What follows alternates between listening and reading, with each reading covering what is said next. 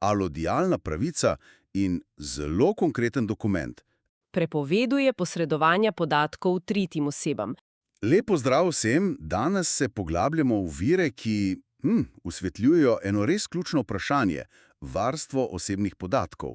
Ampak ne kar tako nasplošno, gledamo, kako se to prepleta z našimi temeljnimi pravicami, tudi z lastnino. Pred nami so recimo ustavne določbe, pa en zanimiv koncept – alodialna pravica in zelo konkreten dokument – zahteva za geodetsko upravo, GURS. Tako nekako, ja. Kaj je torej naša naloga? Razčleniti vse to in videti, kaj je bistveno za nas posameznike. Kako naj bi upravljali s svojimi podatki, ki jih ima država. Torej, gremo po vrsti. Izpostavljajo 38. člen ustave, temelj varstva osebnih podatkov. Drži. In kar je pravzaprav zanimivo, je, kako ta 38. člen ne povezujejo samo s splošno zasebnostjo, ampak grejo dlje. Povezujejo ga direktno z nedotakljivostjo stanovanja. Aha. Vse to pa nekako združujejo pod tem izrazom alodialna pravica. Viri jo opisujejo kot recimo absolutno pravico do lastnine, skoraj nedotakljivo, ki naj bi jo ustava ščitila pred posegi države, razen seveda, če so ti posegi izrecno določeni zakonom in ustavno skladni. Ampak kako to potem uveljavljati v praksi?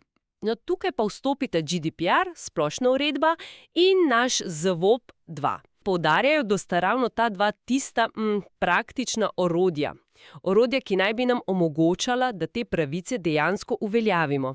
In tukaj postane res udarno. Ena od trditev v virih je, tvoja hiša je samo še podatek. Ja, to je močna izjava. Precej močna je.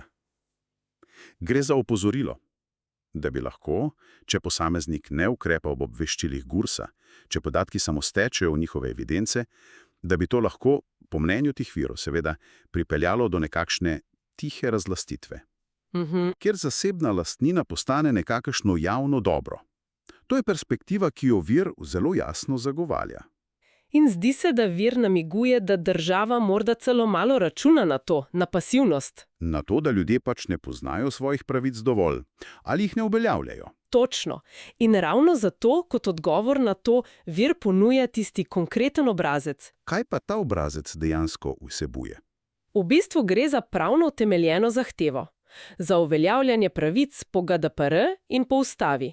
Ključne točke so recimo zahteva prepoved javnega dostopa do osebnih podatkov v evidencah, razen seveda, če obstaja jasna zakonska podloga. Sliši se logično. Predlaga se celo, zanimivo, nekakšna blokada dostopa z digitalnim geslom posameznika. To je pa že bolj napredno. Potem zahteva izbris podatkov, za katere ni pravne podlage in kar je zelo pomembno in kar vir posebej poudarja. Prepoveduje posredovanja podatkov tretjim osebam, brez privolitve ali brez jasne zakonske osnove. Tudi med državnimi ustanovami. Vir izrecno omenja tudi to, ja.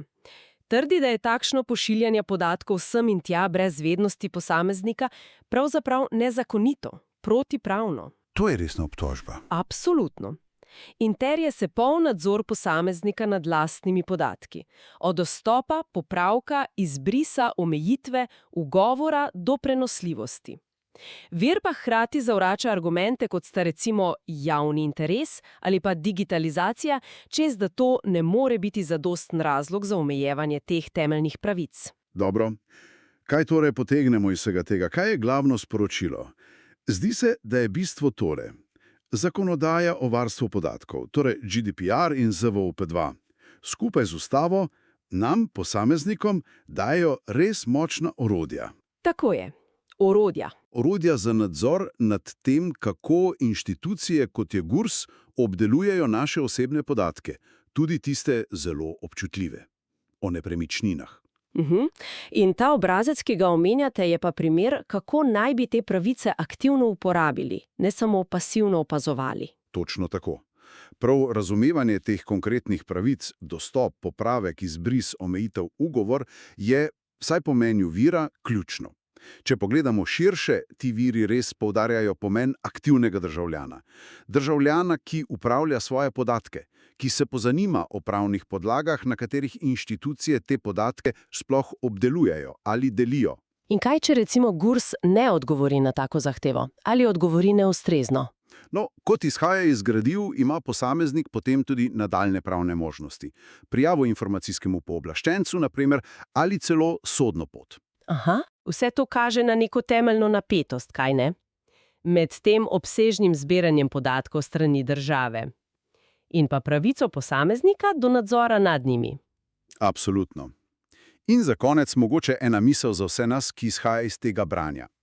Glede na to, kako močno viri poudarjajo pomen teh pravic in svarijo pred posledicami neukrepanja, kako aktivno se posamezniki v resnici sploh lotevamo te komunikacije z inštitucijami kot je GURS, da bi res razumeli in dejansko nadzorovali obdelavo svojih podatkov, še posebej tistih v naši lastnini.